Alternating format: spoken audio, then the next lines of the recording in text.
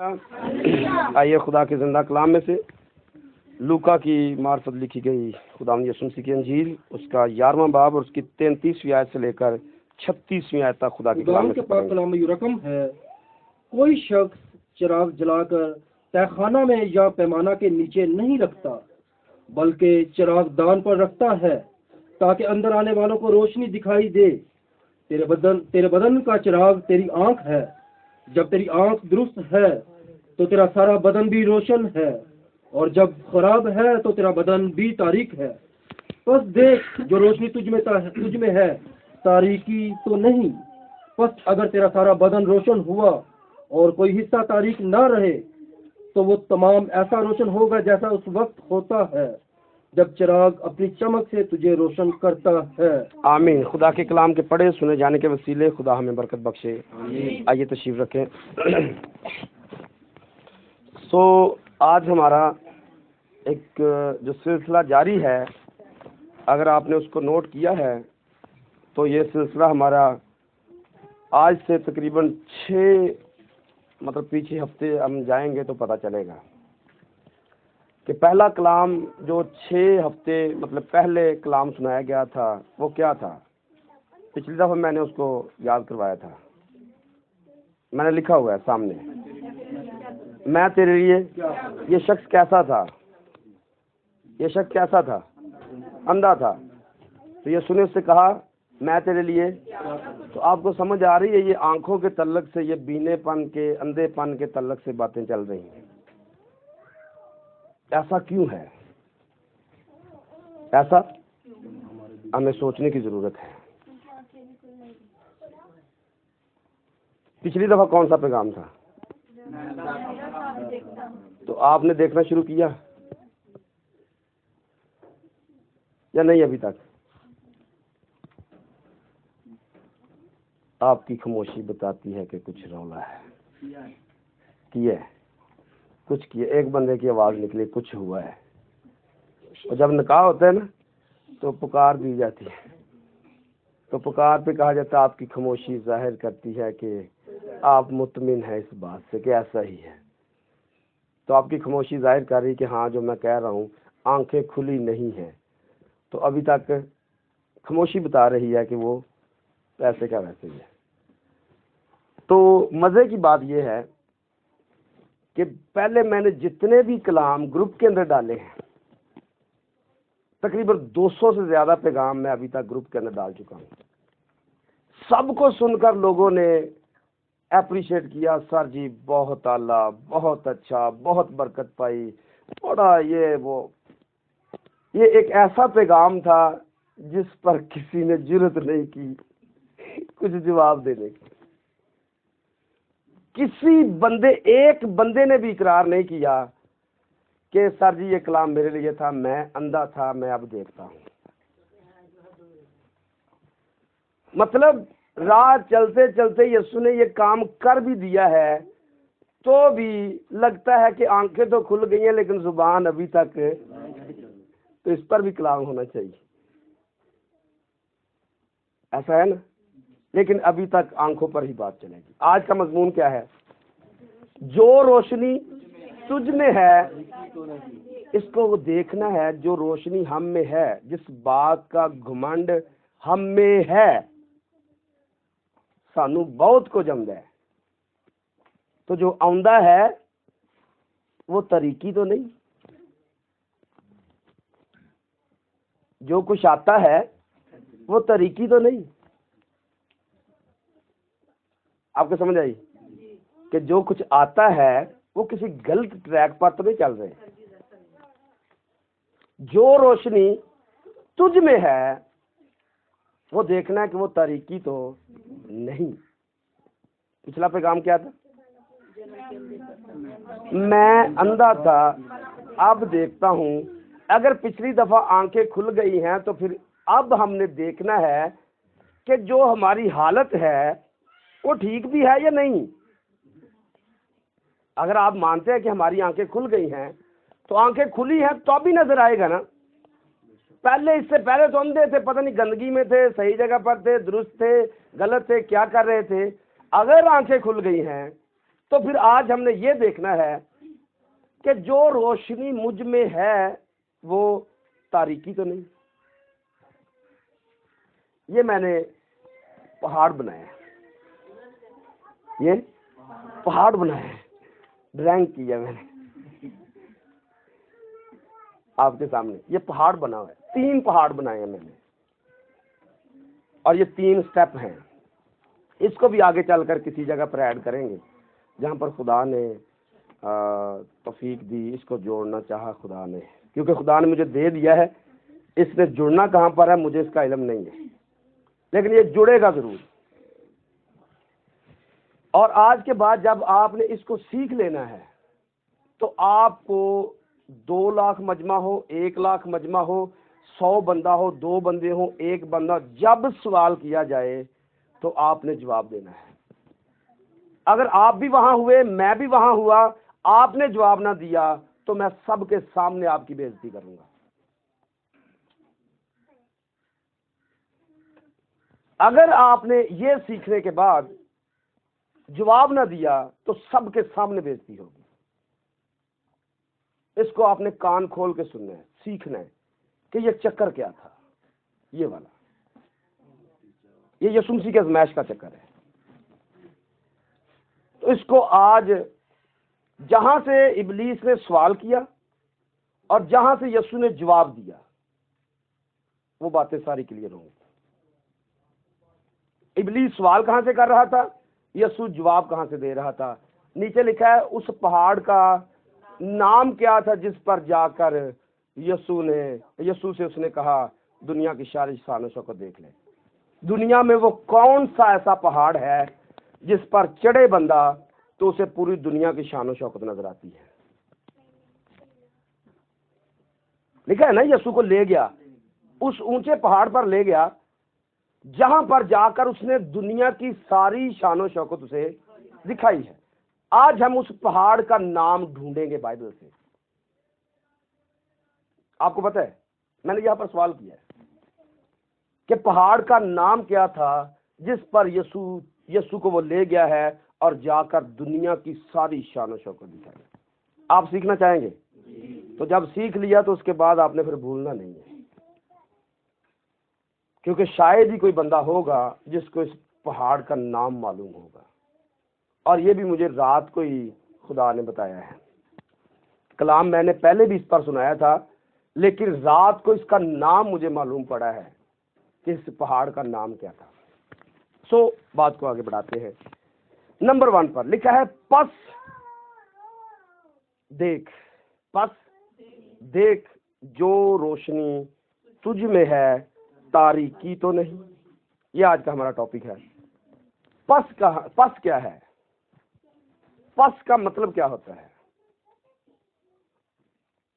पस का मतलब क्या होगा? किसी चीज का यकीन करना, किसी चीज को देखना या ठहर कर देखना, रोक कर मतलब ब्रेक लगाकर किसी को कहना भाई जरा रुको, पहले अपने आप को देखो, पहले उस रास्ते को देखो। तो पहला क्या है? पस। पहला लफ्ज जो है वो आयत का है पस। पस के जो मायने है वो है आखिरकार। पस के मायने है अंजामकार, और पस का मायने है आखिरकार, या इस वजह से या इसलिए, ये सारे इसके मायने हैं। इस वजह से तू देख ले, इसका मतलब ये यहां पर लगाएंगे, इस वजह से तू देख ले। किस वजह से देखना है? जो आयत पीछे लिखी है कि कोई शख्स चिराग जलाकर तय खाना में या पैमाना के नीचे नहीं रखता, बल्कि चिराग दान पर रखता है ताकि अंदर आने वालों को। तो कितने लोगों को याद है कि मैंने इस पर आपको सिखाया था कि चिराग क्या है और चिराग दान क्या है? जी, किसी को याद है? हमारी रोशनी दूसरों तक पहुंचती है। चिराग यीशु है और चिराग दान हम यानी कि कलीसियाएं हैं। आपने पढ़ा नहीं मुकाशफा की किताब में? कि वो 7 चिरागदान 7 कलीसियाएं हैं। तो चिराग कौन है? वहां पर रोशनी की जरूरत नहीं है, क्योंकि बर्रा ने उस शहर को रोशन कर रखा है। तो चिरागदान कलीसियाएं हैं और चिराग यीशु मसीह है। और अगर कलीसियाएं हम हैं, चिराग यीशु है, तो हम पर रोशनी पड़ी हुई है और हमारी रोशनी लोगों तक क्या हो रहा है? जा रही है। हमारी रोशनी लोगों तक। तो आज देखना है कि हम रोशन लोगों को कर किस तरह कर रहे हैं। रोशनी के मायने क्या है जी? रोशनी, उजाला और नूर, और इसका मतलब क्या है? चमक दमक, इसका मतलब है। और निखार भी इसका मतलब आएगा। फारसी जुबान का यह लफ्ज है रोशनी, हुस्न की चमक दमक, यह भी एक रोशनी है। चेहरे को लोग चमकाने के लिए बहुत कुछ करते हैं ताकि हमारा चेहरा चमकता हुआ नजर आए। और कई दफा इसको आप यूं भी ले सकते हैं कि गर्मी की वजह से, हरारत की वजह से, आग की वजह से जो शोले बुलंद होते हैं, उनसे जो निकलता है उसे रोशनी कहा जाता है। आग से जो लाइट बाहर निकलती है उसे रोशनी कहा जाता है। और इसका आग के साथ भी कनेक्शन है, लेकिन ये ठंडक के अंदर भी रोशनी देता है। कैसे? आप पानी के अंदर मछलियों को देखते हैं, तो मछली अपने आप में चमक रखती है। उसके ऊपर जो चांदने बने होते, छिलके बने होते हैं, वो चमक देते हैं। तो दोनों सूरतों में, ठंडक में भी चमक निकलती है, आग में भी चमक निकलती है। इसका मतलब बल्ब भी है, ये सामने जल रहा है, इससे भी रोशनी निकल रही है। तारीकी का मतलब क्या है?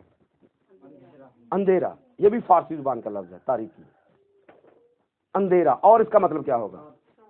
रात भी निकलेगा। और जी, मैंने कलाम सुनाया था, तारीकी उम्मतों पर छा जाएगी, उठ मुनव्वर हो तेरा नूर। तो तारीकी क्या है? तीरगी। तारीकी क्या है? तीरगी है जो कौमों पर छा जाएगी। सो तारीकी, और इसके जो मजाजी मायनी है वो है गुमराही। इसके जो मजाजी मायनी है वो क्या है? गुमराही और जहालत। नंबर 1 पर गुमराही, जहालत और बेखबरी। इसका मायनी जहालत है, और इससे पहले मैंने आपको क्या बताया? गुमराही और बेखबरी। हमें खबर ही नहीं है जो रोशनी तुझ में है वो तारीकी। तो मतलब क्या कि हम किसी जहालत के अंदर तो जिंदगी नहीं बसर कर रहे हैं, हम किसी गुमराही के अंदर तो नहीं है, हम किसी बेखबरी के अंदर तो नहीं है कि यीशु हमारा चिराग है और हम कलीसियाएं हैं और वो हम पर मतलब रखा हुआ है। तो हम सोच तो ये रहे कि हम मसीही लोग हैं, हम सोच ये रहे कि हम खादम लोग हैं, तो लोगों को रोशनी कैसी दे रहे हैं? रोशनी मतलब जैसे मजाजी मायने यहाँ पर गुमराही के हैं, जहालत के हैं, बेखबरी के हैं, इसी तरह रोशनी के मायने हैं अक्लमंद होना। अक्लमंद होना या अपने अंदर हिकमत रखना, ये रोशनी के मायने हैं। रोशनी के मायने हिकमत, अकल, दानिश, फहम के हैं। तारीकी के मायने बेखबरी, जहालत और गुमराही के हैं। हमने ये देखना है कि हम किसी जहालत में तो नहीं है, कह हम ये रहे हैं कि हम खुदा के लोग हैं, लेकिन अपने अमल से, अपनी बातों से, अपनी गुफ्तगू से ये दिखा तो नहीं रहे कि जो रोशनी हम में है वो गलत है। आपको समझ आई? दावा किसका है? हम यीशु के हैं, और रोशन कौन करता है? यीशु करता है। और चिरागदान हम हैं। हमने लोगों को अपने अंदर से, मतलब चिराग हम पर रखा हुआ है और हम लोगों को रोशनी दे रहे हैं, अक्ल दे रहे हैं, फहम दे रहे हैं, इल्म दे रहे हैं। क्या वो गलत तो नहीं है? क्या वो एग्जाम्पल के तौर पर यहाँ पर हम कहते हैं कि चोरी नहीं करना, यहाँ पर कहते हैं लालच, लेकिन बाहर करते हैं। आपको बात समझ आई?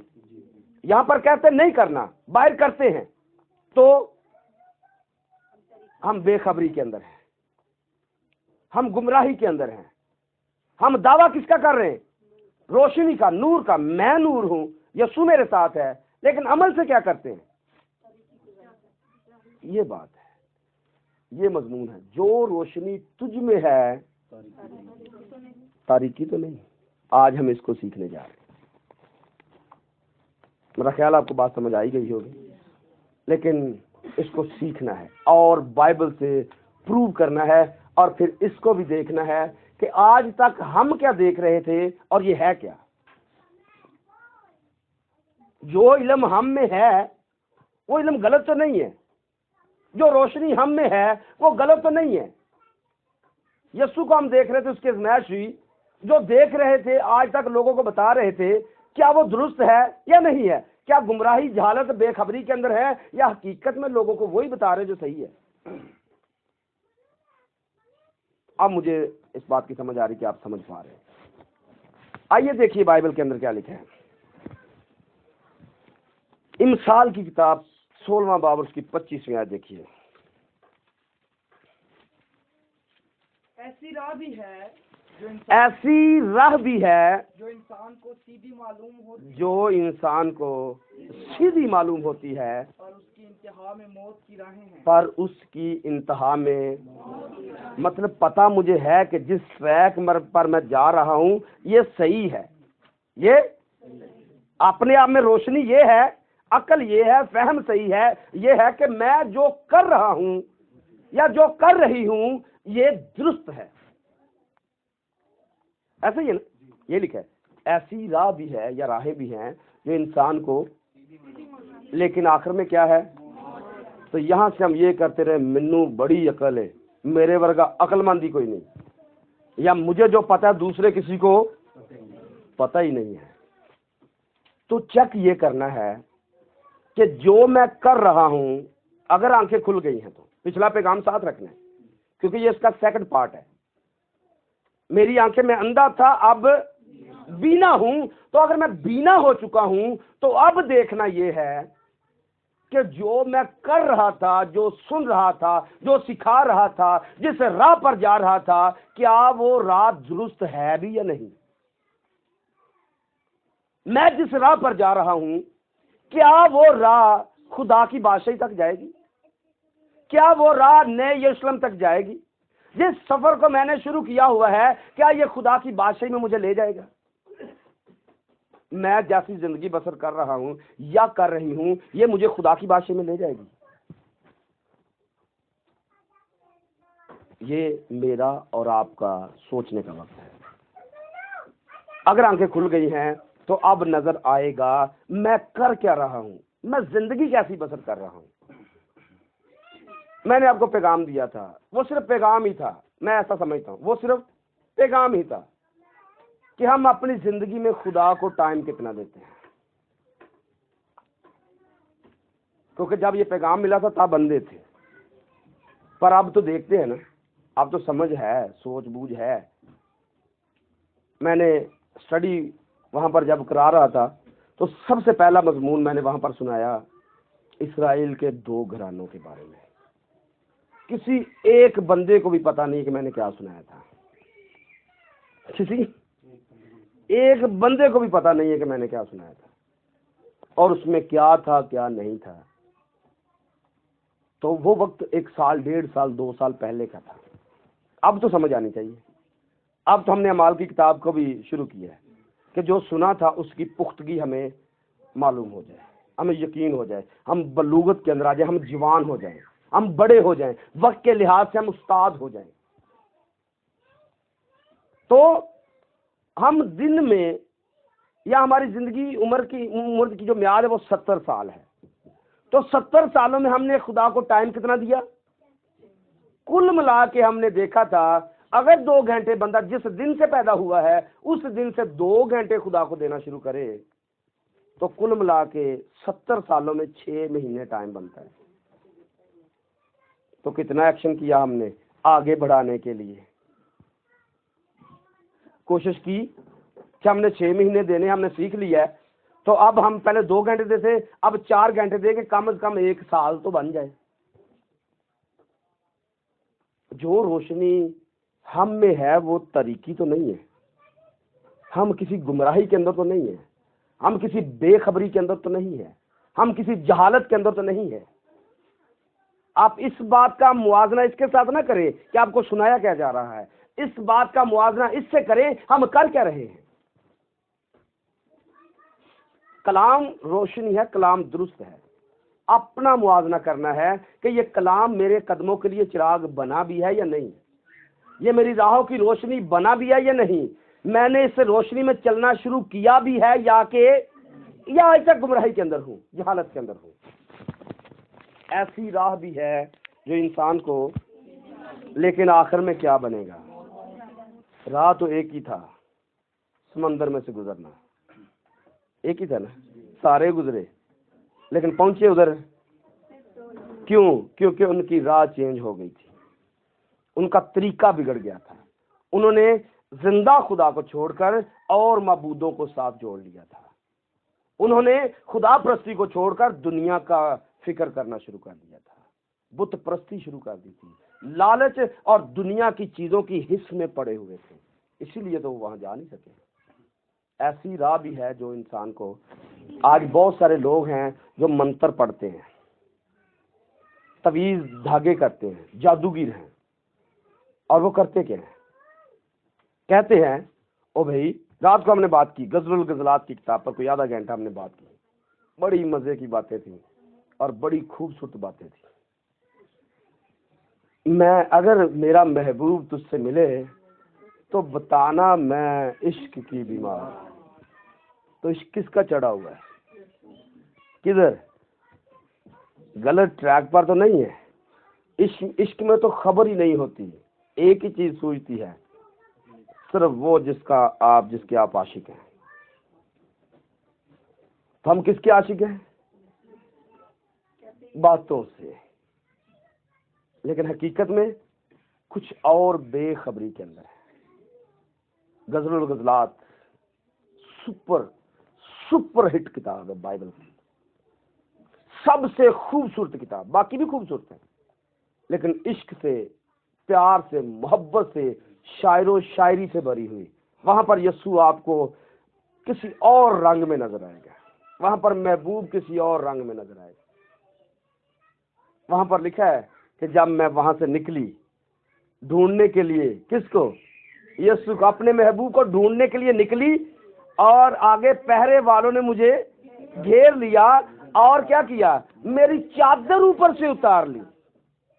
और चादर क्या है? चादर मसा है, चादर रूहुल कुद्दस है।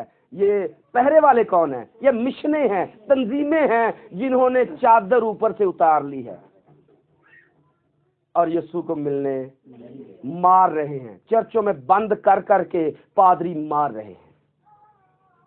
इस पॉइंट को आपने याद रखना है। यशायाह की किताब में लिखा है कि इस्राएल के चरवाहे गूंगे कौन है? जो भौंकना पसंद, ऊँगते रहना ज्यादा। तो क्या लिखा है कि गूंगे है कौन? पादरी।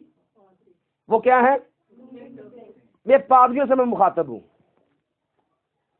कि पादरियों को कहा गया कि ये गूंगे कुत्ते हैं। जितने खादम, डीकन, मुबशर, एल्डर साहबान सुन रहे हैं, ये उनके लिए बात है कि ये गूंगे कुत्ते हैं जो भौंकते। तो बाइबल में मुकाशवा की किताब में लिखा है कुत्ते खुदा की बादशाही में दाखिल। तो पादरियों ने आज तक जादूगरों को कुत्ते बना डाला, पर अपने आप को कुत्ते बनाया ही नहीं है।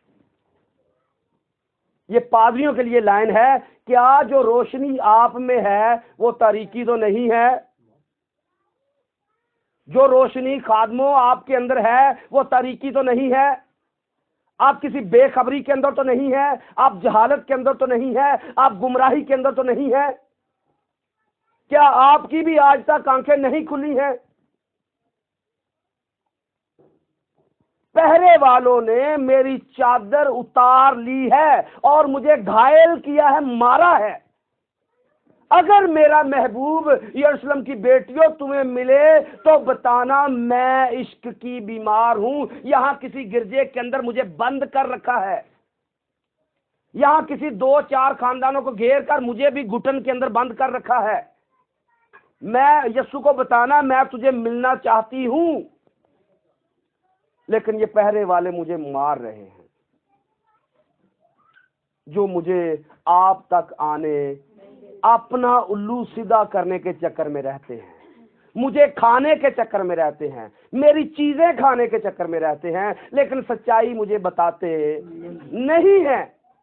आज तक मैं बदली नहीं हूं, बदला नहीं हूं। आज तक मेरे अंदर वो रोशनी आई नहीं है जो रोशनी मुझ में होनी चाहिए थी। और इनका अंजाम क्या? कुत्ते खुदा की बादशाही में जा। अब कोई पादरी सुन के ये कहेगा ए बंदा की कह रहे हैं, तो बाइबल के दोनों रेफरेंस मैंने दिए हैं कि इस्राएल के चरवाहे गूंगे कुत्ते हैं, और मुकाशवा में लिखा है कुत्ते जा नहीं सकते खुदा की बादशाही में। तो चुना क्यों?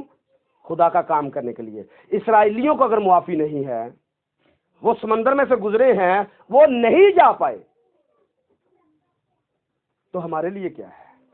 हम जा पाएंगे।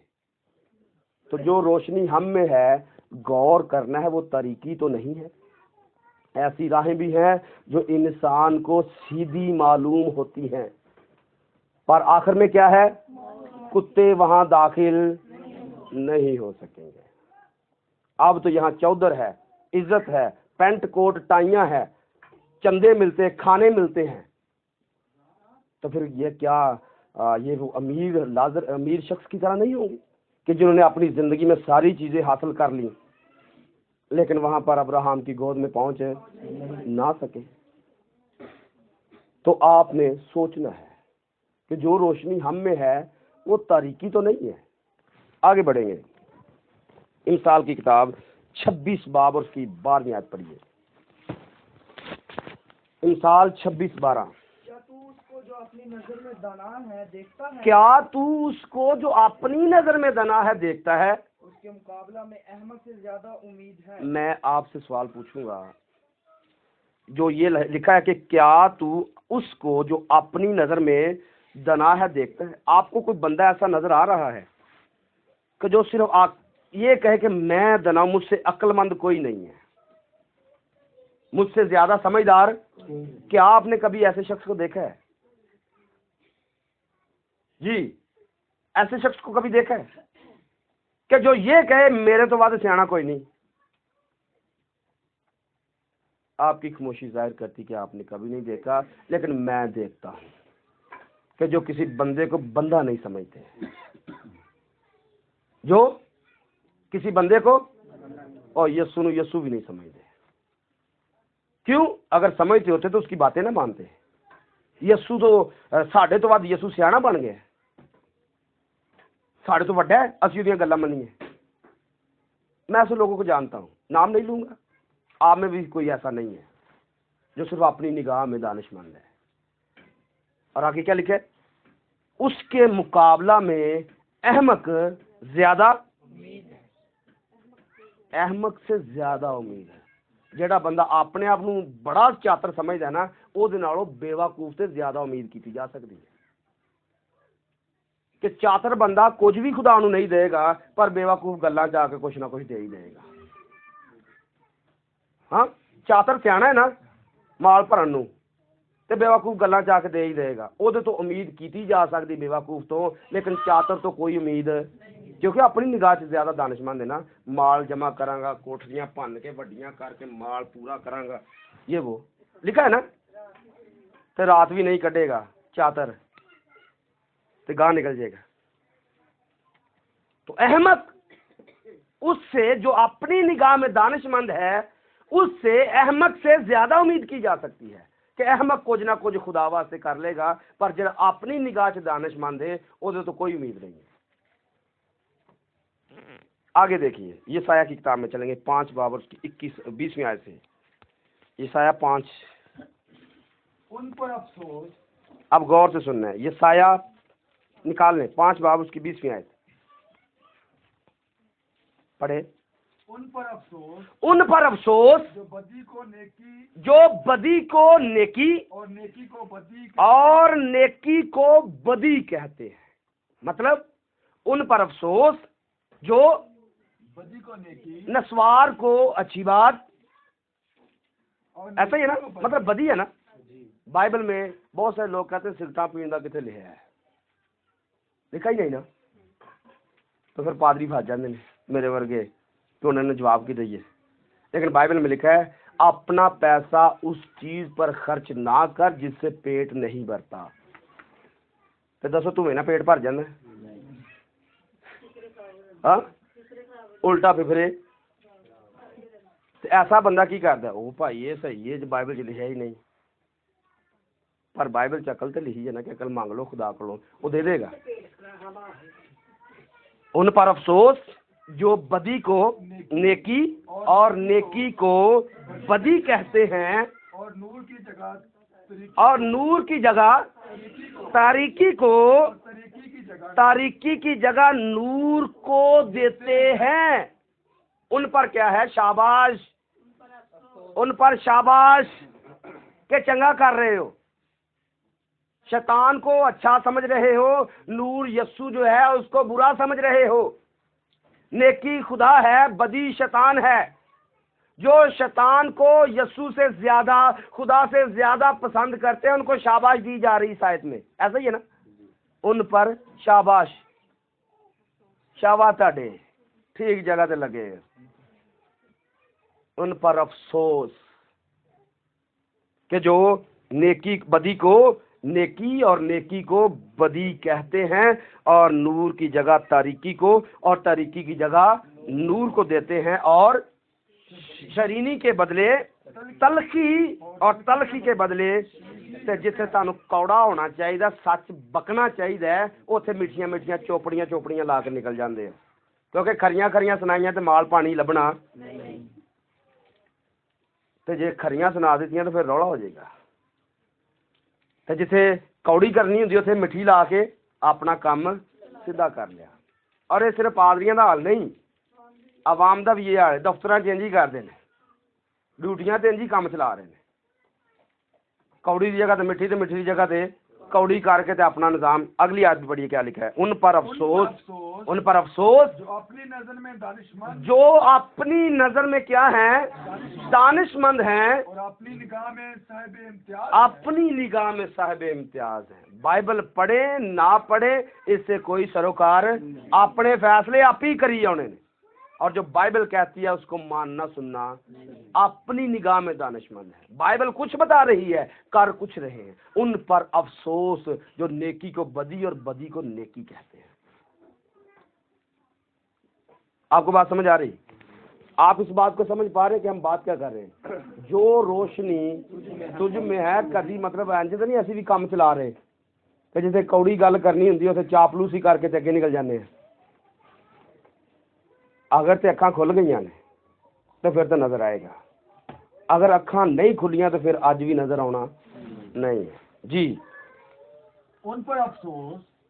आगे बढ़ेंगे, आगे बढ़ेंगे, यिर्मयाह के सहीफा में जाएंगे क्योंकि टाइम काफी निकल गया, अभी बात लंबी है। 8 बाब उसकी 8वीं आयत से, तुम क्यों कर कहते हो कि हम तो दानिशमंद हैं और खुदावंद की शरीयत हमारे पास है। तुम क्यों कर कहते हो कि हम क्या हैं, दानिशमंद हैं, और खुदावंद की शरीयत हमारे पास है। खुदावंद की शरीयत हमारे पास, साडे कोल सब कुछ है, सानू सारी अकल है, मेरे तो वध कोई समझदार नहीं है। ऐसा कहते आपके कानों ने कभी सुना होगा कि साडे तो वध कोई समझदार नहीं है। तुम क्यों कहते हो कि हम ज्यादा दानिशमंद हैं, और ये कहते हैं कि हमारे पास शरीयत है, लेकिन देख जो रोशनी तुझ में है वो तारीकी तो नहीं है। जो देख, इस बात को आज देख कि तू अपनी निगाह में दानिशमंद बना हुआ है। जो कहता है मुझे पता, किसी और को पता ही नहीं है। देख, जो कहता है कि मेरे पास कलाम है, मेरे पास शरीयत है, देख, लिखने वालों ने, बातिल कलम ने बतालत पैदा की है। लिखने वालों ने क्या किया है? बातिल कलम ने बतालत पैदा की है। आगे, दानिशमंद शर्मिंदा हुए, दानिशमंद शर्मिंदा हुए, वो हैरान हुए और पकड़े गए। देख, उन्होंने खुदावंद के कलाम को रद्द किया। क्या किया है? उन्होंने कलाम को रद्द किया है। उनमें कैसी दावा क्या है? शरीयत हमारे पास है, कलाम हमारे पास है, लेकिन कर क्या रहे हैं? कलाम को रद्द कर रहे हैं। आगे जाकर हम देखेंगे जो दूसरों को सिखाते हैं अमल क्यों नहीं करता है। पढ़िए आगे। उनमें कैसी दनाई है, उनमें कैसी दनाई है। कैसी दनाई? एक केंजदी गल है कि बाइबल आंदी भी है, गल का पता भी है, अमल भी नहीं करते। तो ये खादमों के साथ भी बातें हैं और आप सब से बातें हैं जो ये कहते सानू इन गल्लां दा पता है, हमें इन बातों का इल्म है, हम सीख चुके हैं। अगर पता है तो कलाम को रद्द क्यों करते हैं? पढ़िए आगे क्या लिखा है। बस मैं उनकी बीवियां औरों को और उनके खेत क्या लिखा है? ऐसे बंदे के बारे में जो कलाम को रद्द करता है। शरीयत आती है, कलाम आता है, बातें आती हैं, दावा यह है कि मैं अक्लमंद हूँ, मुझे बहुत दानिश आती है, और कलाम को साथ में रद्द करते हैं। खुदा क्या कहता है? मैं बीवियां किनको दूंगा? ये इज्जत उसके गले में आएगी, ये माला उसके गले में आएगी। बातों से तो बड़ा चातुर है, लेकिन बीवी किसी और को दे दूंगा। आगे, और उनके खेत उनको दूंगा जो उन पर काबिज हों, जो उन पर कब्जा कर लेंगे। बीवियां उनको दे दूंगा। आगे, क्योंकि वो सब छोटे से बड़े तक क्या हैं? लालची हैं। कलाम तो आता है, कलाम से बड़ा ही आंदा है, बातें बड़ी बनानी आती हैं, गुफ्तगू 2-2 घंटे कर सकते हैं, लेकिन अमल नहीं करना। तो खुदा क्या करेगा? बीवियां किसी और को दे देगा, खेत किसी और को दे देगा, उनको देगा जो कब्जा करके रखेंगे, छुड़ा नहीं सकेंगे उनसे। बीवियां, खेत, घर, बच्चे, ये सब खेती है, किसी और को दे दी जाएंगी, वो काबज हो जाएंगे। और लिखा क्यों? क्योंकि वो छोटे से लेकर बड़े तक सब क्या हैं? लालची हैं। आगे, और नबी से काहिन तक हर एक दगाबाज है। तो कहते की ने शरीयत साडे कोल है, साडे तो बाद किसी ने शरीयत आउंदी नहीं है। तो खुदा क्या करेगा? ये लिखा है, ये कर चुका है और कर भी रहा है। खुदा देख, जो रोशनी तुझ में है तारीकी तो नहीं है, किसी चक्कर में तो गलत ट्रैक पर तो नहीं चढ़े हुए जिसकी इंतहा में मौत मिल जाएगी। पढ़िए आगे। और वो मेरी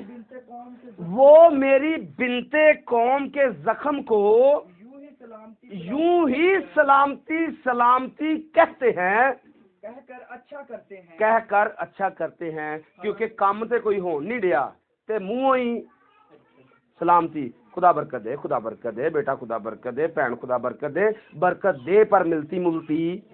अगर वो कह देंगे भाई अपने गुनाह छड्डो, ए करतूत छड्डो, फिर चंदा भी नहीं मिलेगा। तो उन्हें कहने की लोड़ केड़ी है? घरों निकलिया तो इसे वास्ते दिहाड़ी लाउण, ते अगर सख्त सुना दिता तो फिर गुस्सा ना मुंह बन जाएगा, फिर मतलब कुछ भी नहीं मिलेगा।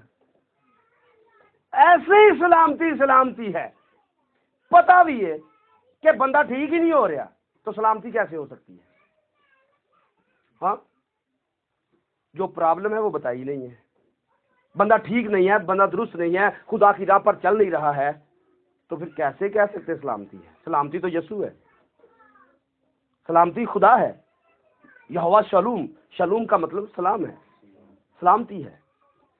और पूरी दुनिया के अंदर सिर्फ यसू सलामती है। और याद रखिए, जब तक यसू जमीन पर नहीं था कोई किसी को सलाम नहीं कहता था। इस बात को याद रखें। ये पहला शख्स यसू है जो जिंदा होने के बाद अपने शागिर्दों को सलाम कहता है, तुम्हारी सलामती है। क्यों? इससे पहले हालात खतरनाक थे, सलामती नहीं थी, और जिस जिंदगी में यसू नहीं है उसमें सलामती नहीं है। एवं ये पखंडबाजी है, सलाम जी सलाम जी सलाम जी। याद रखिए इस बात को, सलाम वो कह सकता है जिसके पास यीशु है, और जिसके पास यीशु नहीं है वो सलामती किसी को कैसे दे सकता है। इतने रूटीन बनी, good morning, good afternoon, good night, सारे लगे पे हैं, गुड इवनिंग। याद रखिए हकीकत क्या है कि सलाम वो कह सकता है जिसके पास सलामती का शहजादा मौजूद है। अगर सलामती का शहजादा नहीं तो सलामती आपकी क्या करेगी? कोई आपके पास ही सलामती नहीं है, आप किसी को सलामती क्या देंगे? सलामती पहले होनी अपने अंदर चाहिए, तब जाकर किसी को सलामती कह सकेंगे। और किसी के पास होगी, घर में आएगा, आपकी सलामती हो। तो ये एक रिवाज नहीं है, ये हकीकत है। मेरे लोगों को ऐसे ही सलामती के चक्कर में डाला हुआ है। आगे क्या है? क्या वो अपने मकरूह कामों के इस बात से शर्मिंदा हुए? हालांकि सलामती नहीं है, लिखा है, इस बात को हम छोड़ गए। हालांकि सलामती, तो यही मैं बता रहा हूँ कि सलामती है कौन? यीशु है, और यीशु है नहीं है तो सलाम कद है? सलामती किस बात की है? ये तो मुंह बन जाता है, और मैं गया तो मैंने सलाम ही नहीं आख्या। ऐसा होता है ना? तो भाई चक्कर भी कुछ और है। सलामती तो वो कहेगा जिसके पास सलामती का शहजादा मौजूद है। सलामती का शहजादा यीशु है, और यीशु जिसकी जिंदगी में होगा वो ही किसी की सलामती चाह सकेगा। इत्थे रिवाज पुठा है, निक्के वड्डियां नूं कहंदे ने सलाम जी, तो जो निक्का सलाम ना करे तो मुंह बन जाता वड्डियां दा। हालांकि हकीकत कुछ और है। हकीकत में बड़ों का फर्ज है अपने बच्चों की सलामती चाहना। आगे पढ़िए। क्या वो अपने मकरूह कामों के सबब से शर्मिंदा हुए? वो हरगिज़ शर्मिंदा ना हुए। कौन? असी सुन भी रहे हैं तो फिर भी घड़ी दी घड़ी है। वो अपने मकरूह कामों के सबब से शर्मिंदा ना हुए, बल्कि वो लजाए का मतलब ही शर्मिंदा ही होता है, मतलब झिझक मासा भी नहीं आई। आगे, इस वास्ते वो गिरने वालों के साथ गिरेंगे। गिरने वालों के साथ गिरेंगे। खुदावंद फरमाता है जो उनको सजा मिलेगी, जब उनको सजा मिलेगी तो वो पस्त हो जाएंगे। खुदावंद फरमाता है कि मैं उनको बिल्कुल पनाह करूंगा। मैं उनको क्या करूंगा? अब देख रहे हैं आपने, जो रोशनी तुझ में है, ये बात किन के साथ जुड़ी हुई है? ये हम पढ़ के नहीं कर रहे हैं, जो ये दावा करते हैं कि शरीयत हमारे। आइए देखिए जरा उनकी हालत क्या है। यूहन्ना की इंजील में चलेंगे, 7वां बाब, उसकी यूं तो इस किस्से को 40 आयत से शुरू किया जा सकता है, लेकिन 40 से हम पढ़ेंगे नहीं, सिर्फ उसकी स्टोरी आपको थोड़े जल्दी से देख सकता है। यहाँ पर क्या है? लोगों के अंदर इख्तलाफ होता है, और इख्तलाफ किस बात का है कि यहाँ पर ईद का आखिरी दिन है, और ईद कौन सी है? ईद क़याम है। ईद क़याम का आखिरी दिन यानी कि 8वां दिन था, और वहाँ पर पानी के बारे में बात हुई, जिंदगी के पानी के बारे में बात हुई है, और रूह के बारे में बात हुई। और 40 में ऐसे लिखा है कि भीड़ में बाज उसको शक करने लगे, और बाज कहने लगे ये नबी है। अब यहाँ से बात शुरू होती है। औरों ने कहा ये मसीह है, बाज ने कहा क्यों गलील, यीशु जो है मसीह जो है वो गलील से आएगा, हालांकि हमारी बाइबल में गलील का नहीं लिखा है। तो यहाँ से बात है 41 आयत से। औरों ने कहा ये मसीह है, और बाज ने कहा क्यों? क्या मसीह गलील से आएगा? क्या मसीह गलील से आएगा? क्या किताब मुकद्दस में ये नहीं क्या ये नहीं लिखा? आया कि मसीह दाऊद की नस्ल और क्या ये किताब मुकद्दस में ये नहीं आया कि मसीह दाऊद की नस्ल बैतलहम के गांव से आएगा, जहाँ का दाऊद था? तो यीशु कहाँ पर पैदा हुआ है? अब देखिए, जिनके पास शरीयत है वो जानते थे कि उस पिंड का की ना है जिस पिंड च उन्हें पैदा होना है। तो जिसमें वो पैदा हुआ था वो उनके सामने खड़ा था। तो पैदा बैतलहम में हुआ, लेकिन उसे नासरी कहा जाता था, क्योंकि नासरत का नबी यीशु है, ऐसा भी उसे कहा जाता था। और गलील, उसे गलीली भी कहा जाता था। और नासरत का क्यों कहा जाता था? हकारत की निगाह से, तो गंदी जगह तो आया है। यीशु नासरी गंदा लफ्ज था उनके लिए, कच्ची बात ही तो आया है। ओ हम तो इस जगह से आए हैं, हमारा घर तो इतना बड़ा है, डबल स्टोरी, ट्रिपल स्टोरी, हमारे पास होंडा, ये वो फलां फलां, इनू मूँह लाना आया कितने का घर कहीं दा। आपको बात समझ आ रही? ये गलील तो आएगा, मसीह गलील तो आएगा, क्या खुशखबरी गलील से आएगी? बाइबल कहती है वो नासर दाऊद के गांव से आएगा। आगे लोगों में इस बात से इख्तिलाफ हुआ। आगे और उनमें से बाज उनको बाज उसको पकड़ना चाहते थे, मगर किसी ने उस पर हाथ ना डाला। किसी ने उस पर हाथ ना डाला। बस पहरेदार प्यादे मतलब पैदल चलने वाले जो लोग होते हैं उनको प्यादे कहा गया है। आगे सरदार काहिनों और फरीसियों के पास आए। सरदार काहिनों और फरीसियों के पास, किन के पास? जिनके पास खुदा की शरीयत थी, जो कहते थे शरीयत हमारे पास है, खुदा का कलाम हमारे पास है। और क्या कह रहे थे? रद्द की। आगे उस बात को पूरा करें। और कलाम का पता था, लेकिन कलाम को क्या कर रहे थे? रद्द कर रहे थे। तो कलाम कौन था? कलाम उनके सामने तो खड़ा था, तो वो क्या कर रहे थे? कलाम को। तो उनके बारे में पेशन गोई हमने जो पढ़ी है ये वहां पर तकमील में पा रही है। आगे पढ़िए क्या लिखा है। प्यादे सरदार काहिनों और फरीसियों के पास आए और उन्होंने उनसे कहा तुम उसे क्यों लाए हो? तुम उसे क्यों ना लाए? तुझे फड़ के क्यों नहीं लिया? आगे प्यादों ने जवाब दिया कि इंसान ने कभी ऐसा कलाम नहीं किया। ਜਿਹੜੀਆਂ ਗੱਲਾਂ ਉਹ ਕਰ ਰਿਹਾ ਨਾ, और जिंदगी ਦੇ पानी ਦੀਆਂ ਗੱਲਾਂ कर रहा है, जिंदगी मिलनी किथों? जो बातें वो करता है वो इंसान ने कभी ऐसा कलाम नहीं किया।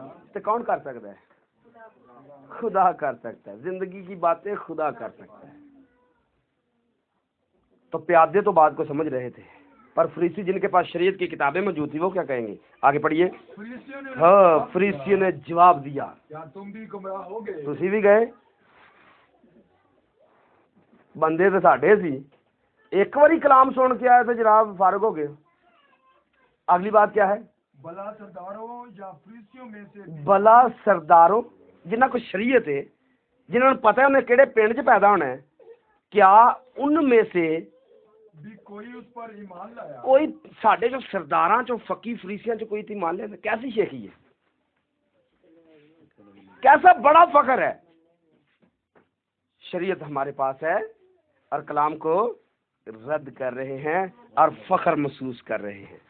जो रोशनी इनमें थी क्या वो दुरुस्त थी? तो आज भी जो ये दावा करते आकड़ के असी कोई यसू की गल कभी मनी? जिन्ना मर्जी पिट पिट कलाम सुनाए हैं, घंटा छड़ के सवा घंटा सुनाए, तो भावें 1.5 घंटा सुनाए जो अज सुनाया जाना, ते असी कभी कोई गल मनी? असी नहीं मानते ओदियां गल्लां, जिन्ना मर्जी टिल ला ले। आगे भला सरदारों या फरीसियों में से भी कोई उस पर ईमान लाया, मगर ये आम लोग जेडे शरीयत तो वाकई लानती लोग, इन्होंने पता ही नहीं उन्हें पैदा कितने होना, इनको पता ही नहीं। लानती लोग ने, इन्होंने शरीयत आउंदी ही नहीं, एवें ਉਹਦੇ मगर लगे ने, एवें गुमराह हो रहे ने, उन्होंने आउंदा जांदा कुछ भी नहीं। उसे बगैर पढ़े इलम कहाँ से आ गया? कभी साढ़े मदरसे जो आया ही नहीं, कभी साढ़े को तलीम पाई नहीं। ऐसे बंदे ते मगर लग गए ने जेड़ा शरीयत की गल उन्होंने अलग बे नहीं आती, ਉਹਦੇ मगर लगे हुए ने। तुम भी गुमराह हो गए। और साढ़े च कोई गया है, साढ़े तो वध कलाम हुंदा किसे नूं? सानू कलाम आउंदा है, असीं ओहदी नहीं गल मनदे।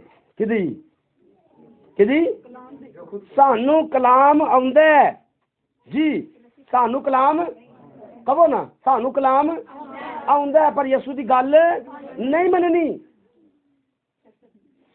ऐसा ही है ना, कलाम आउंदा है, पता है, पर गल ये तो है जिन्होंने पता ही नहीं, ये लानती ने, ये पिछे जान रहे हैं। बाइबल ऐसे ही कह रही है, मैं अपने कोलों नहीं कह रहा। क्या जो रोशनी तुझ में है तरीकी तो नहीं? कलाम तो बड़ा होंदा है पर गल मानदे। आगे देखिए क्या लिखा है। निकोदेमुस ने जो पहले उसके पास आया था जी, और उन्हीं में से था, उनसे कहा, निकोदेमुस पता है आपको, यूहन्ना 3 बाब में इसके पास, यीशु के पास आया था उस्ताद हो के, ਵੱਡਾ ਸੀ ना, तो चोरी आया ਉਹਨਾਂ ਤੋਂ ਪੁੱਛਣ ਵਾਸਤੇ ਮੈਂ ਕੀ ਕਰਾਂ, क्योंकि अंदर ਕੰਮ ਸਿੱਧਾ ਹੋ ਗਿਆ ਸੀ, क्योंकि ਜਿਹੜੀ रोशनी ਪਹਿਲਾਂ ਸੀ ना वो थोड़ी चेंज हो रही थी। तो निकोदेमुस ही वो शख्स था जिसे यीशु ने कहा जब तक कोई नए सिरे से पैदा ना हो वो तरीकी वाला रौला रहेगा। ਤੁਹਾਨੂੰ ਨੂਰ ਚ ਆਉਣ ਵਾਸਤੇ ਨਵੇਂ ਸਿਰੇ ਤੋਂ ਪੈਦਾ होना ही पड़ेगा। फिर बपतिस्मा लैन तो मुराद पतरस ने आख्या है, बपतिस्मा लेने का मतलब ये नहीं है कि असी मैल ला लीए, बल्कि क्या लिखा है, खालिस नीयत से खुदा के ताबे होना मुराद है। मेरी मैल ही नहीं ला ली कि नहा लिया तो मैल लथ गई है, बल्कि खालिस नीयत से खुदा के ताबे होना मुराद है। ओ शायद औखा है जी। पढ़िए आगे क्या लिखा है। निकोदेमुस जो यीशु के पास चुपके से आया, उसने अभी इनको जवाब दिया है। क्या लिखा है, निकोदेमुस ने जो पहले उसके साथ पास आया था और उन्हीं में से था, उनसे कहा क्या हमारी शरीयत किसी इंसान को मुझे अंदरों यीशु वाल है, अंदरों ते बाहरों ਉਹਨਾਂ ਦੀ ਟੀਮ ਦਾ ਹਿੱਸਾ ਹੈ। ਅੰਦਰੋਂ ਯਿਸੂ ਵਾਲ ਦਾ, ਲੇਕਿਨ ਬਾਹਰੋਂ ਕਿਸੇ ਹੋਰ ਟੀਮ ਦਾ ਹਿੱਸਾ ਹੈ। ਗੱਲ ਸਮਝ ਆ ਰਹੀ? ਅੰਦਰ ਬਾਹਰੋਂ ਉਹ ਕਿਸੇ ਹੋਰ ਨਾਲ ਹੈ ਤੇ ਬਾਹਰੋਂ ਕਿਸੇ, ਕੌਣ? ਨਿਕੋਦੀਮਸ ਜਿਹੜਾ ਉਸਤਾਦ ਹੈ, ਸਰਦਾਰ ਕਹਿੰਦੇ ਵੱਡਾ, ਅੰਦਰੋਂ ਕਿਸੇ ਹੋਰ ਨਾਲ ਹੈ ਤੇ ਬਾਹਰੋਂ ਕਿਸੇ ਹੋਰ ਨਾਲ ਹੈ। ਤੇ ਜਵਾਬ ਕੀ ਦਿੱਤਾ ਹੈ? क्या हमारी शरीयत किसी शख्स को मुजरिम, क्या हमारी शरीयत ਜਿਹੜੀ ਸਾਡੇ ਕੋਲ ਹੈ किसी ऐसे शख्स ਨੂੰ मुजरिम ठहराਉਂਦੀ जब तक पहले उसकी सुनकर जान न ले, जब तक उसकी पहले जान न ले कि उसने क्या करता है। ਉਹਨੇ ਕੀਤਾ ਕੀ ਹੈ। ਤੁਸੀਂ ਐਵੇਂ ਹੀ ਉਹਨੂੰ ਫੜਨ ਦੇ ਚੱਕਰ 'ਚ ਐਵੇਂ ਹੀ ਲੱਗੇ ਹੋ ਕਿ ਉਹ ਖਰਾਬ ਹੈ ਬੰਦਾ, ਉਹ ਲੋਕਾਂ ਨੂੰ ਗੁੰਮਰਾਹ ਕਰ ਰਿਹਾ ਹੈ। ਕਿਆ ਕੋਈ ਜੁਰਮ ਪਾਇਆ ਜੀ ਉਹਦੇ ਅੰਦਰ? ਬੈਠਾ ਉਹਨਾਂ ਦੇ ਅੰਦਰ ਹੀ अंदरों, क्योंकि चोरी मिल के आया है। अंदर कहानी समझ लग गई है कि जो वो कह रहे ना वो सही है। ਇਹਦੇ ਅੰਦਰ ਜਿਹੜੀ ਰੋਸ਼ਨੀ ਹੈ ਉਹ ਫਰਕ ਹੈ ਤੇ ਦੂਜਿਆਂ ਦੇ ਅੰਦਰ ਜਿਹੜੀ ਰੋਸ਼ਨੀ ਉਹ ਕੀ ਕਹਿ ਰਹੇ ਨੇ, ਅਸੀਂ ਕਦੀ ਮੰਨੀ ਹੈ ਗੱਲ ਉਹਦੀ, पर ਜਿਹੜਾ जवाब दे रहा उन्हें मान ली है। आगे देखेंगे रोमियो के खत के अंदर गैर कौमों के लोगों का क्या बयान है। ये तो हवाला हुआ उनका जो इसराइल के अंदर थे। अब हम अपनी बात करेंगे। रोमियो के नाम, रोमी यानी कि गैर कौम, रोमी यानी कि रोम। रोम मतलब आज के दौर में क्या थलग, ये सब सादा बात है। रोम, रोम की जो कलीसिया है उसके नाम पर उसने खत लिखा है। क्या लिखा है? पहला बाब और उसकी 21वीं आयत को देखिए। इसलिए कि अगरचे उन्होंने खुदा को जान तो लिया, मगर उसकी खुदाई के लायक उसकी तमजीद और खुदा दा पता है वे किन्हां नूं, गैर कौमां नूं पता ते लग गया है, क्योंकि खुदा ने पहले इन्हां नाल कोई कलाम नहीं किया। किनके साथ कलाम किया? उनके साथ जेड़े चौड़े हुए बैठे ने। ऐसी कोई गल मनी होती कभी कोई? उनसे कलाम किया था, उनको शरीयत दी थी, उनके पास खुदा का जिंदा इल्हाम था। तो वो क्या कहते हैं, असी ओदी गल मननी नहीं। अब गैर कौमों की बात है। गैर कौमों को कलाम मिल गया है, पलूस रसूल के वसीले मुनादी पहुंच चुकी है, और क्या लिखा है कि उन्होंने खुदा को जान तो लिया, मगर उसकी खुदाई के लायक उसकी तमजीद और शुक्रगुजारी ना की, बल्कि बातिल ख्यालात में पड़ गए और उनके बेसमझ दिलों पर, अंधेरा छा गया। उनके बेसमझ दिलों पर अंधेरा छा गया, और वो अपने आप को दना जताकर बेवकूफ बन, मेरे पीछे कहिए, वो अपने आप को दना जताकर क्या बन गए? बेवकूफ बन गए। वो अपने आप को सियाना बना के बेवकूफ बन गए। एक खुदा तिन्ना च हुंदा है, एक खुदा तिन्ना च हुंदा है। ते बाइबल च भावें तसलीस नहीं लिखी, पर तलीम बाइबल दी है। कौन कह रहा है? रोमी, रोम कह रहा है। और बच्चा भावें बाइबल च नहीं लिखा कि बच्चों को बपतिस्मा दिता जाता है, पर असी कहने दिता जाता है। ऐसा ही है ना? मतलब बच्चों का बपतिस्मा लिखिया या नहीं लिखिया, पर असी दवांगे। और यहाँ पर आज तो इतना बड़ा, 2 साल पहले वीडियो देखी थी, 3 साल पहले, एक बाबू था शायद सरगोदे का था, उसने कहा ओ पेंटीकोस्टलो क्रिसमस से साडे बाबे पोप ने बनाया ते केड़े मुंह नाल इहनूं मनाउंदे हो, सारा साल साडी मुखालफत करदे हो ते पंजी नूं साडे नाल मिल जांदे, क्यों? अपने आप को दनाज बनाकर बेवकूफ बन गए। जो रोशनी तुझ में है तरीकी तो नहीं, किसी गलत पैंडे तो नहीं पे हुए।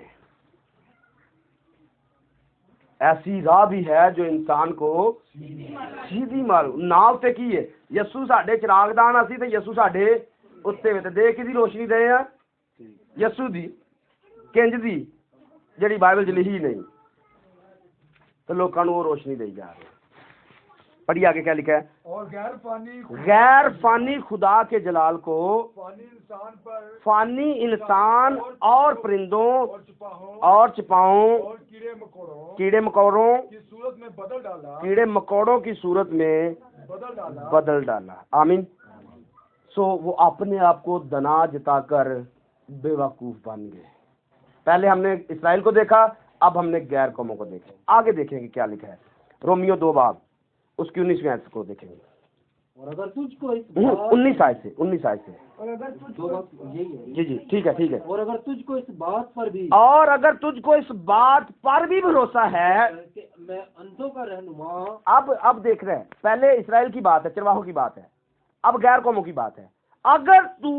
अगर तुझको इस बात पर भी भरोसा है कि मैं अंधों का रहनुमा और अंधेरे में पड़े हुओं के लिए रोशनी, अगर तेनू इस गल दा मान है कि भाई जेडे लोग मैनू रोशनी का पता है बाकी अन्ने ने, अगर तू कहे कि मैं उनका रहनुमा हूँ, उनको रोशनी देने वाला हूँ, तो आगे और नादानों का तरबियत करने वाला और बच्चों का उस्ताद हूँ और इल्म और हक का जो नमूना शरीयत में है वो मेरे पास है। यानी कि मैनू शरीयत का पता है। अब ये मेरी बात है, मैं अपने तरफ कहूंगा, ये मेरे लिए कलाम है और ये उनके लिए कलाम है जो लोगों को सिखाते हैं, जो दावा करते हैं हम उस्ताद हैं, सिखाने वाले हैं। शरीयत का नमूना जो बाइबल के अंदर लिखा है वो मेरे पास है, मुझे उसका इल्म आता है और मैं अंधों को लीड कर रहा हूं, अंधों को रोशनी दे रहा हूं। आगे क्या लिखा है, पढ़िए जरा। बस तू जो औरों को सिखाता है, अपने आप को क्यों नहीं सिखाता? जो रोशनी तुझ में है वो तरीकी तो नहीं कि दूजिया उनसे लैक्चर बड़े बड़े लंबे देने हैं ते आप ही किसी गल ते अमल नहीं करना।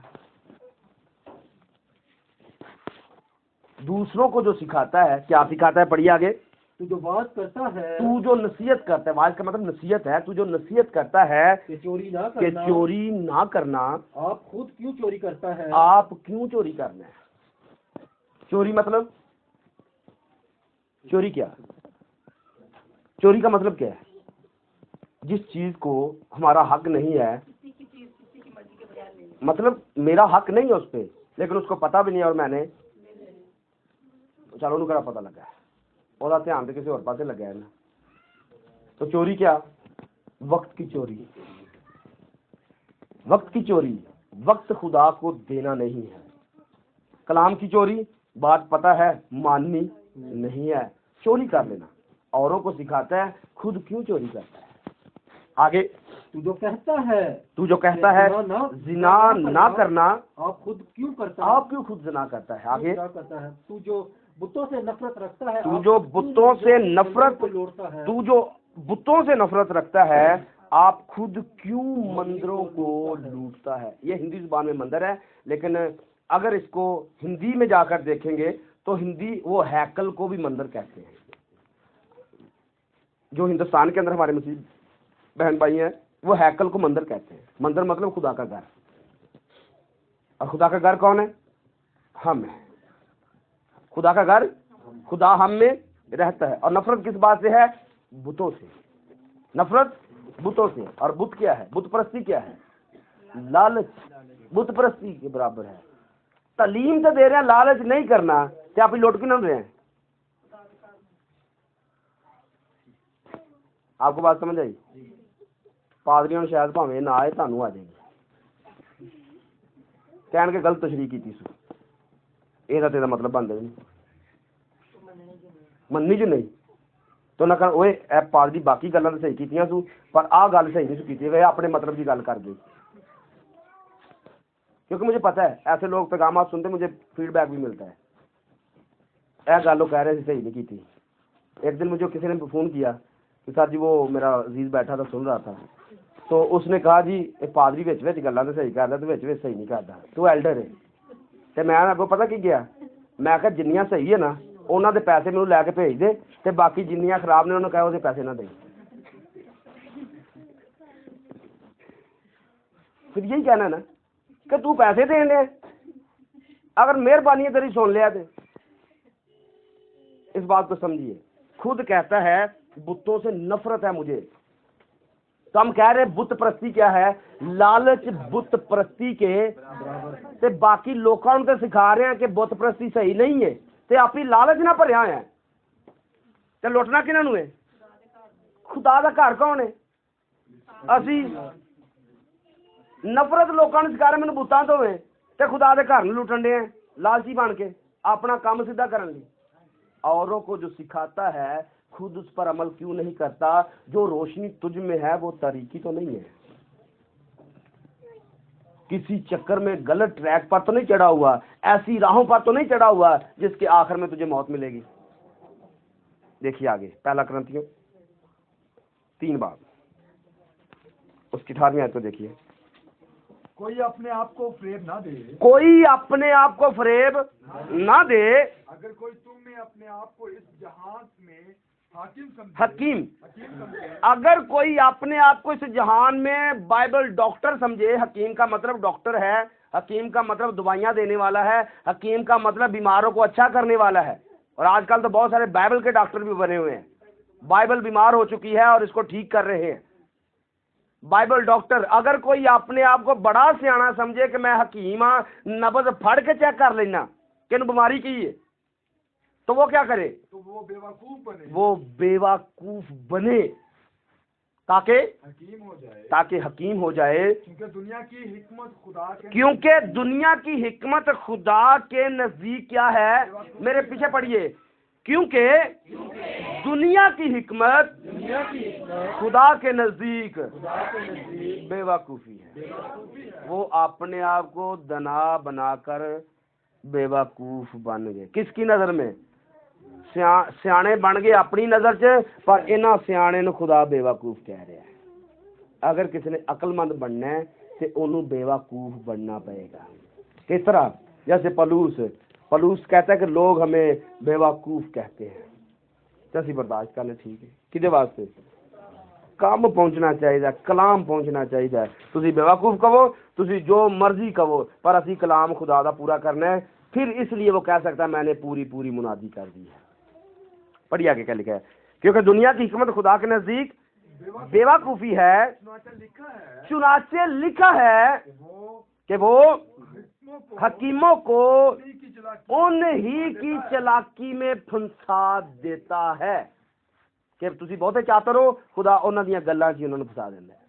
चलो लगे रहो आगे। और ये भी के खुदावंद हकीमों के ख्यालों को जानता है कि बातिल है। आमीन, ये बाइबल है। खुदावंद हकीमों के ख्यालों को जानता है कि ये फारग ने। तो जो अपने आप में आज बड़े दना बने हुए हैं उनको खुदा बेवकूफ कह रहा है। पढ़िए आगे, याकूब के खत के अंदर चलेंगे 3 बाब उसकी 13वीं आयत को। तुम्हें दना और फहीम कौन है? अब हम बिल्कुल आखिर पे आ रहे हैं, इसके बाद 2 हवाले और हैं जिसको हम पढ़ के बंद करेंगे।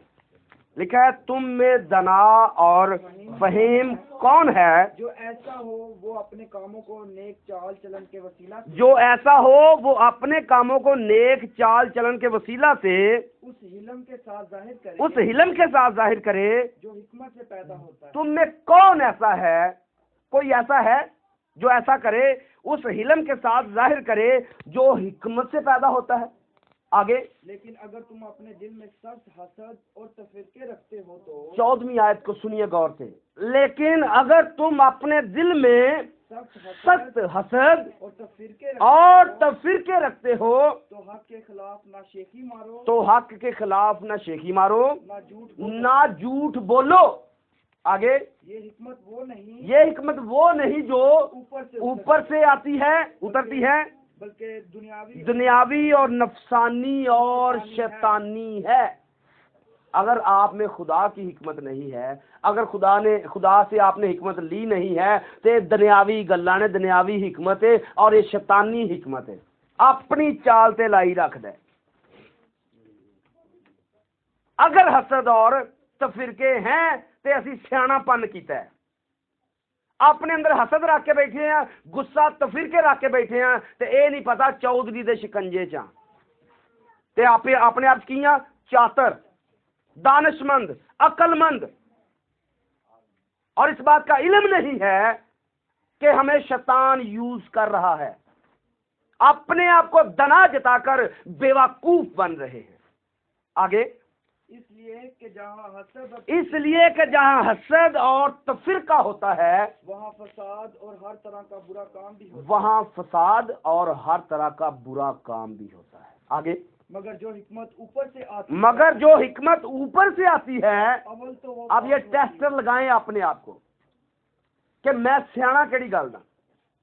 जो हिकमत ऊपर से आती है, नंबर 1 पर क्या है? अव्वल तो वो पाक होती, पहले नंबर पर वो पाक है, दूसरे नंबर पर फिर मिलनसार। मतलब अगर कोई गलत भी करता है तो नेवर माइंड, मिलो, खुदा बरकत देगा, खुदा काम चलाएगा। वो पहले नंबर पर पाक है, नंबर 2 पर वो मिलनसार है। आगे हलीम और तरबियत पर मतलब अगर आप में हिकमत खुदा की है, आप तरबियत पाएंगे और तरबियत देंगे ताकि काम मिलने जुलने वाला बन सके। आगे रहम और अच्छे फलों से लदी हुई, बेतरफदार और बेरिया होती है, और सुलह कराने वालों के लिए रास्तबाजी का फल सुलह के साथ बोया जाता है। ये हिकमत है जो खुदा की तरफ से आती है। अगर लड़ाइयां झगड़े नहीं खत्म हो रहे, नफरत, गुस्सा, तफरीके, बिदअतें खत्म नहीं हो रही, तो हमारे पास अक्ल तो है यहाँ भेजे में, लेकिन ये खुदा की अक्ल नहीं है, ये शैतान की दी हुई अक्ल है। चेक कीजिए, जो रोशनी हम में है वो तरीकी तो नहीं है। हम किसी ऐसी राह पर तो नहीं जा रहे कि जो राह मौत को जाती है। आगे पढ़िए, देखिए दूसरा पतरस पहला बाब उसकी 30 आयत से, दूसरा पतरस पहला बाब उसकी 30 आयत से पढ़िए। क्योंकि उसकी इलाही कुदरत ने वो सब चीजें जो जिंदगी और दीनदारी से मुतालिक हैं जी हमें उसकी पहचान के वसीला से इनायत की, जिसने हमको अपने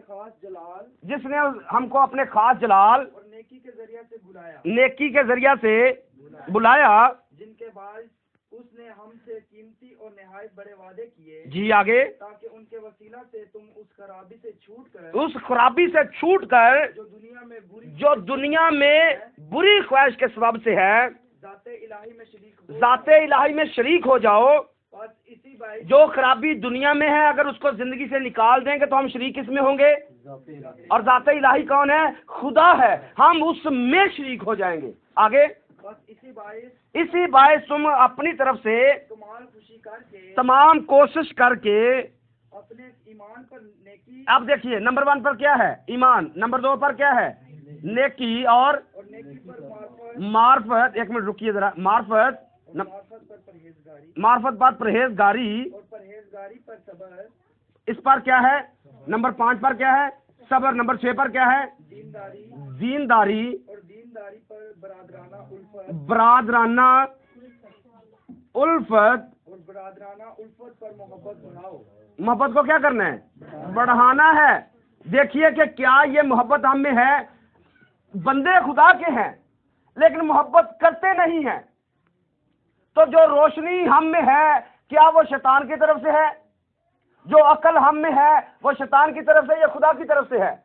कोशिश क्या करनी है? जो बुराई दुनिया के अंदर है उसको अपने अंदर से निकालना है और ज़ाते इलाही में शरीक होना है और कमाल कोशिश करके ईमान रखना है। नंबर 1 पर ईमान रखना है, फिर हमने नेकी करनी है, फिर मार्फत हासिल करनी है, फिर परहेजगारी करनी है, फिर सब्र करना है, दीनदारी हासिल करनी है और इसके साथ भाइयों से बरादराना मोहब्बत करनी है और इसी मोहब्बत को बढ़ाते जाना है, तब जाकर हम खुदा में शरीक हो जाएंगे।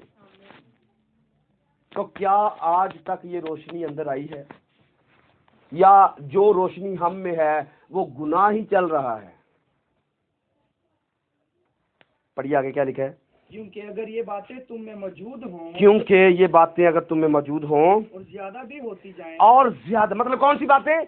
ये वाली बातें अगर हैं, ईमान है, नेकी करते हैं, मार्फत है, परहेजगारी है, सब्र करते हैं, दीनदारी करते जा रहे हैं, बरादराना उल्फत है और मोहब्बत को आगे बढ़ाते जा रहे हैं, तो लिखा है अगर ये बातें तुम में मौजूद हो और ज्यादा भी होती जाएं तो तुमको हमारे खुदावंद यीशु मसीह के पहचानने में बेकार और बेफल होने ना देंगे। ये चीजें हमें यस्सु को पहचानने में बेकार नहीं जाएंगी, हम यस्सु को पहचान सकेंगे।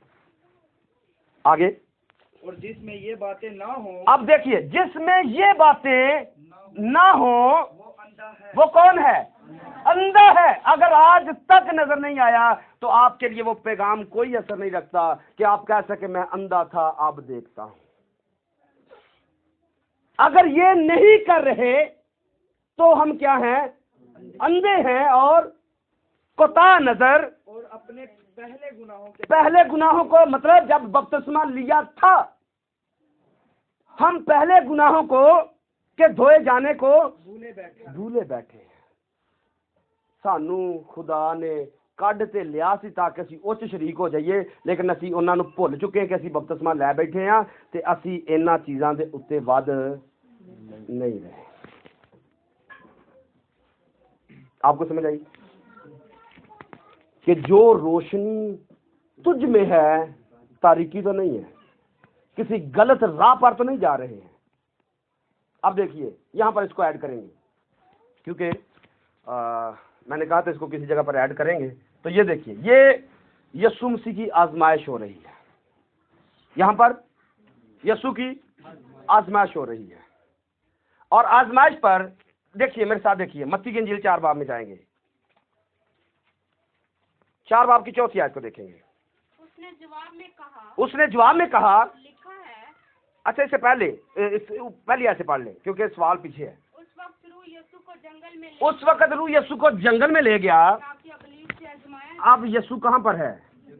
जंगल इसको क्या कह सकते हैं? बियाबान में कह सकते हैं। अब ये कितने दिन वहां पर रहेगा यीशु? शैतान कब आएगा? पढ़े जरा, मैं आपको बताता हूँ कब आया था। और 40 दिन और 40 रात फाका करके आखिर को उसे भूख लगी, और आजमाने वाले ने पास आकर उससे कहा, अगर तू खुदा का बेटा है तो फरमा कि ये पत्थर रोटियां बन जाएं। अगर तू खुदा का बेटा है तो फरमा ये पत्थर रोटियां बन जाएं।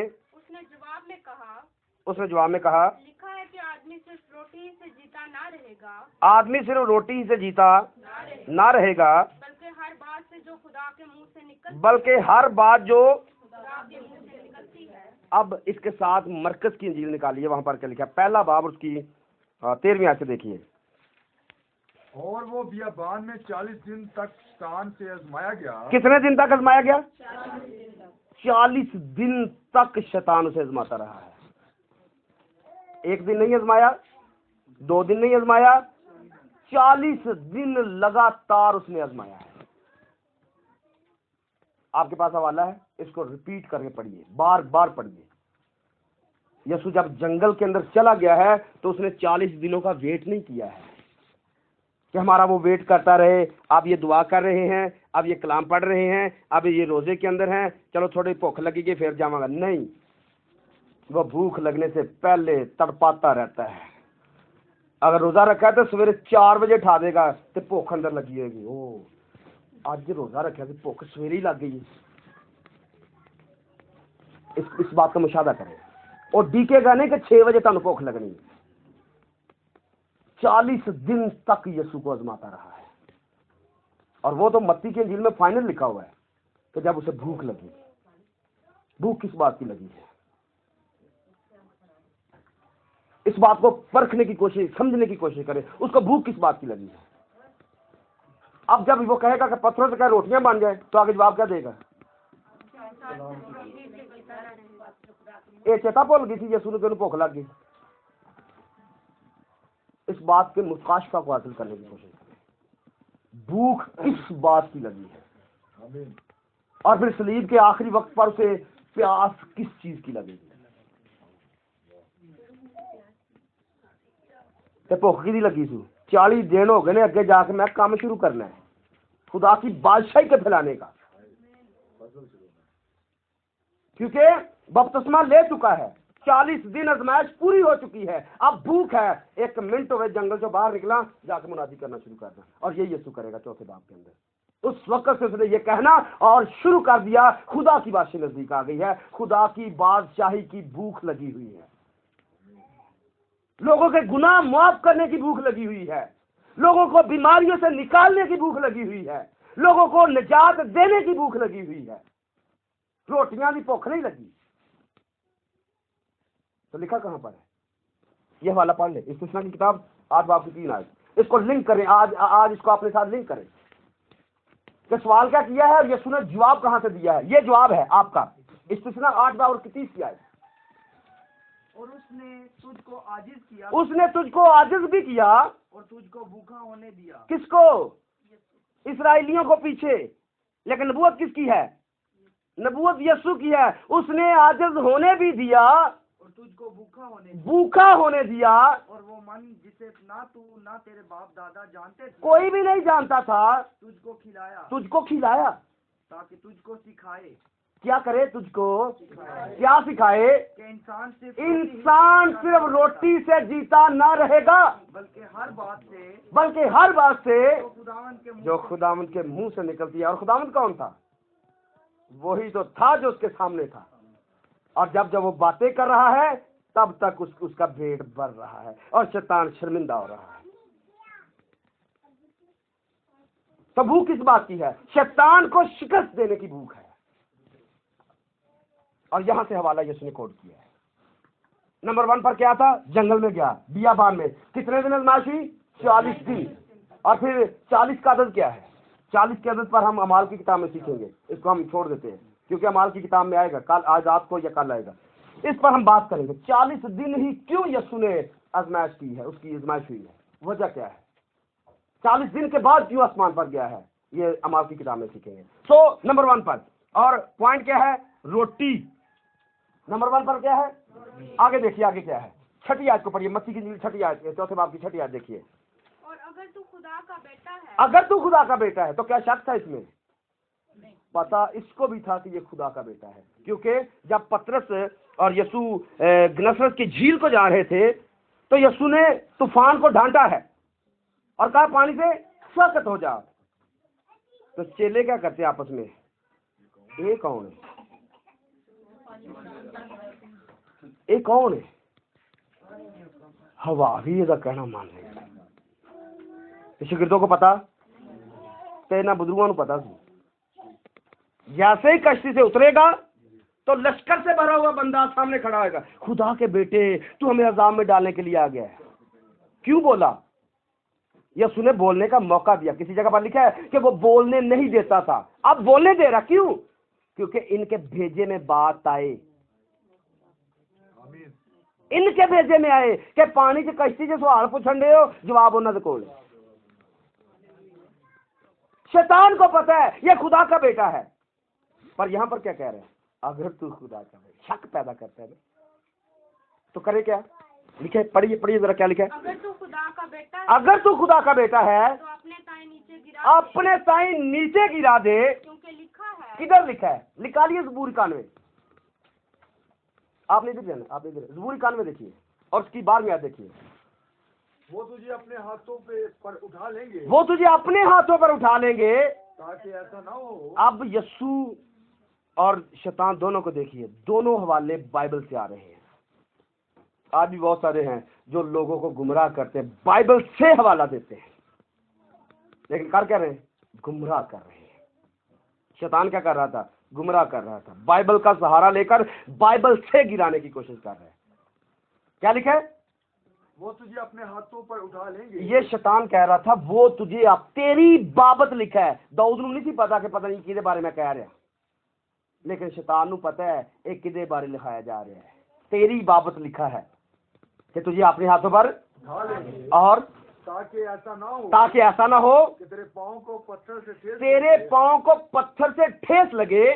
तू शेर बब्बर और अफी को रोंदेगा। आमीन। अब यहाँ पर देखिए, ये उसका सवाल था। मत्ती के इंजील में उसने जबूर से सवाल किया है, और यीशु जवाब कहाँ से देगा? यशायाह की किताब निकालिए 7 बाब उसकी 12वीं आयत। एक बंदा यहाँ से निकाले इस्तिस्ना की किताब 6 बाब उसकी 16वीं आयत। लेकिन आखिर ने क्या कहा कि मैं तलब नहीं करूंगा और खुदावंद को नहीं आजमाऊंगा। खुदावंद को मैं, ये प्रैक्टिकल अमल है, लेकिन हुक्म कहाँ पर है? इस्तिस्ना की किताब निकालिए 6 बाब उसकी 16वीं आयत। फिर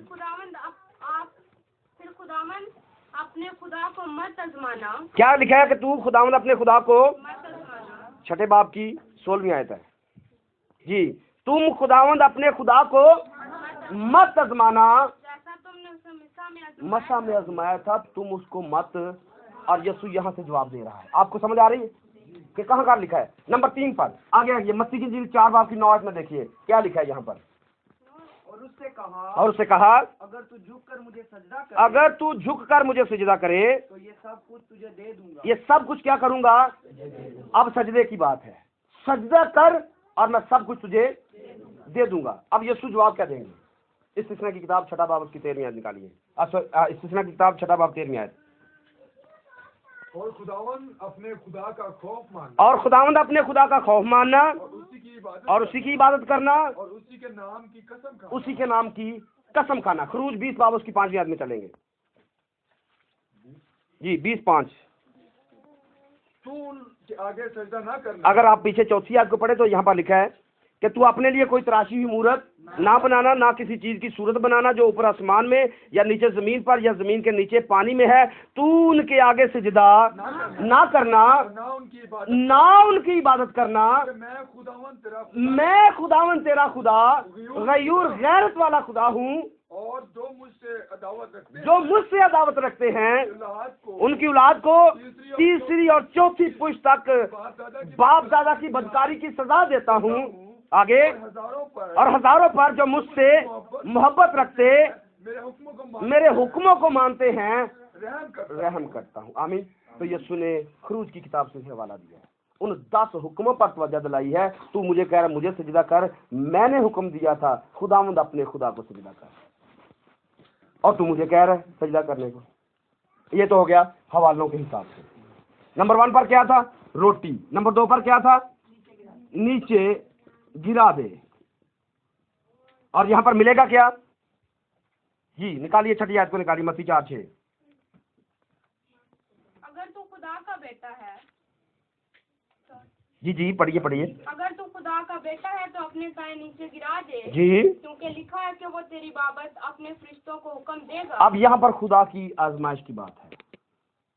खुदा की आजमाइश की जा रही है या करने को कहा जा रहा है। नंबर 1 पर रोटियां थी, नंबर 2 पर खुदा को आजमाना था, और नंबर 3 पर इबलीस को सजदा करना। सजदे में मिलेगा क्या? दुनिया की चीजें कह ले, शान शौकत कह ले, या जो भी आप कहना चाहते हैं, ठीक है।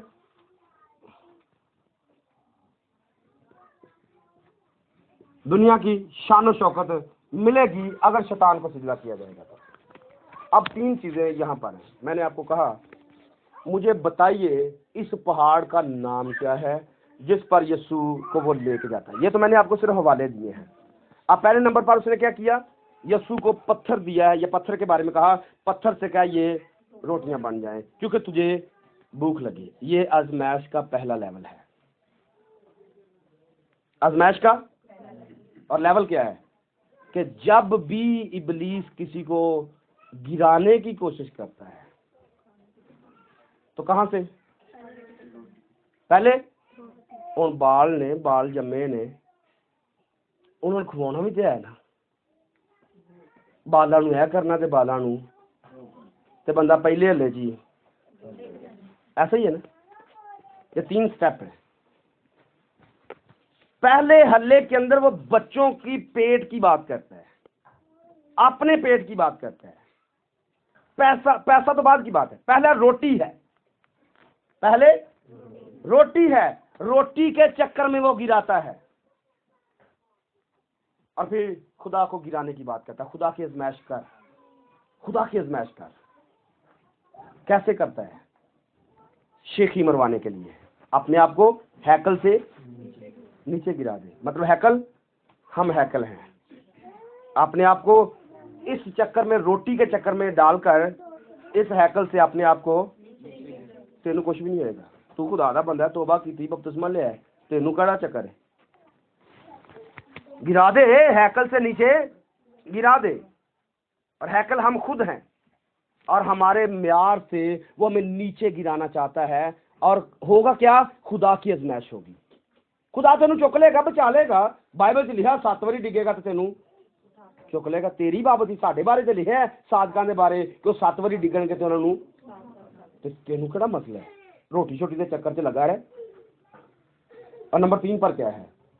सिजदा करने की बात करता है। जब कोई रोटी से स्टार्ट लेता है तो आखिरकार उसका अंजाम यहाँ तक आता है कि वो इबलीस को सजदा करने के लिए, सजदे से मुराद उसे अपना खुदा मानना, खुदा से मुराद उसकी बातें करना, उसकी बातें मानना। और उसकी बातें मानना क्या है? उसने कोई बाइबल लिख के नहीं दी है। मतलब क्या है? जो सुनते हैं उस पर अमल नहीं करना, ये उसकी बाइबल है। उसके कलाम को रद्द करना, अमल नहीं करना। बस आपने इतना ही करना है। सुन लो, 1.5 घंटा हो गया, सुन लो, लेकिन एक भी बात माननी, बस इतना ही उसका काम है। नंबर 1 पर रोटी के चक्कर में, नंबर 2 पर असी हैकल हाँ, तो गिरा दे, कोई मसला नहीं, खुदा तेरे नाल है। नंबर 3 पर उसे सजदा करना, उसकी बात फॉलो करना, उसकी बात मानना। ये कहां से होता है? लिखा है पहले नंबर पर उसने उसे जंगल में पत्थरों की तरफ इशारा किया है। पत्थर मतलब हमारी जरूरतें, हमारी रोटी, हमारा पेट। नंबर 2 पर खुदा से अपने आप को अलहदा करने की या उसकी आजमाइश करने की बात है। और नंबर 3 पर उसे लिखा है कि एक ऊंचे पहाड़ पर ले गया। तो इस पहाड़ का नाम मैं आपको बताना चाहता हूं। इस पहाड़ का नाम क्या है? सुनना चाहेंगे? अब मैं लिखूंगा, आपने पढ़ना है। इस पहाड़ का नाम, बुलंद आवाज से पढ़ेंगे, आपको समझ आ जाएगी।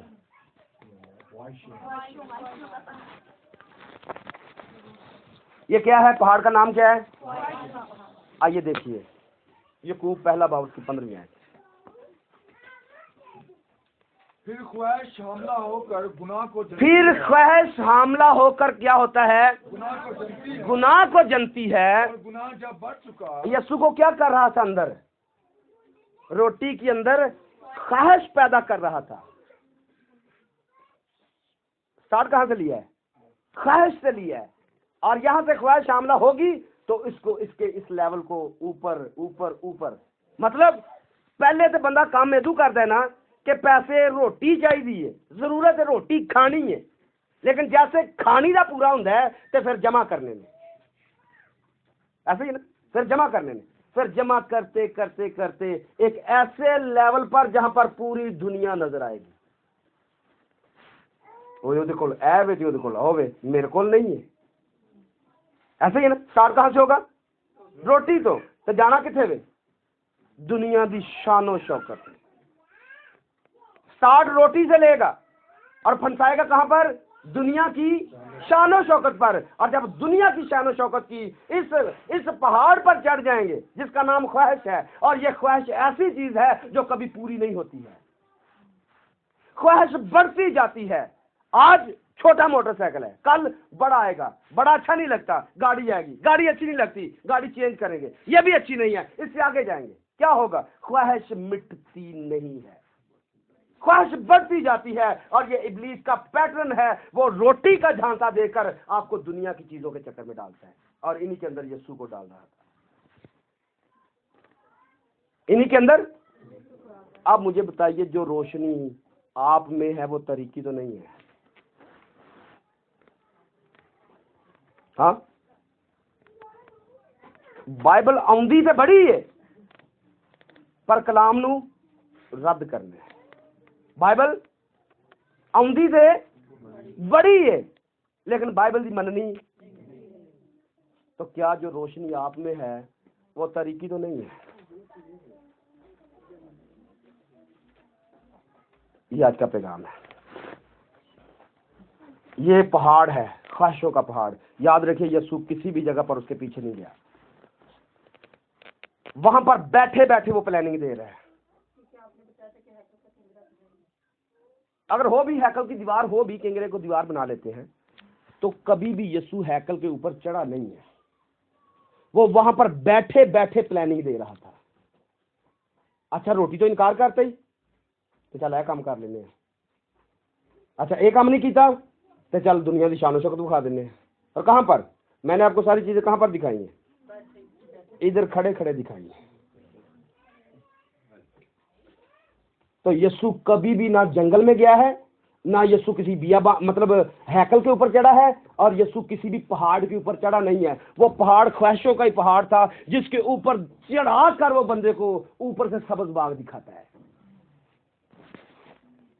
और वहां पर ये सब्ज बाग था जो उस पहाड़ पर ख्वाहिश का लेवल दुनिया की सारी शान शौकत है। ये ख्वाहिशों का पहाड़ था जिस पर यीशु को चढ़ा रहा था। एक नीचे रोटी के लेवल से शुरू करके उसने शान और शौकत का लेवल पर खड़ा कर दिया है। सब कुछ मिलेगा, सिर्फ मुझे सजदा कर दे, मेरी बात मान ले। और अगर यहां पर रोटी की ख्वाहिश आ जाती तो यीशु जरूर सजदा करता, लेकिन उसने ख्वाहिश को अंदर हमला होने ही ना ख्वाहिश हमला हुई है, ना वो पहाड़ पर उस पर चढ़कर दुनिया की शान शौकत में पड़ा है। तो मैं ईमान रखता हूं आपको इसकी समझ आई होगी, आपकी आंखें जरूर खुली होंगी। खुदा करे हमें आज नजर आना शुरू हो। हम ईमान ले आए हैं, नेकी करते हैं, परहेजगारी मार्फत रखते हैं, परहेजगारी करते हैं, सब्र करते हैं, दीनदारी करते हैं, बरादराना उल्फत रखते हैं, मोहब्बत में बढ़ रहे हैं, या आज तक वही पुरानी इंसानियत के अंदर रिवर्स जा चुके हैं।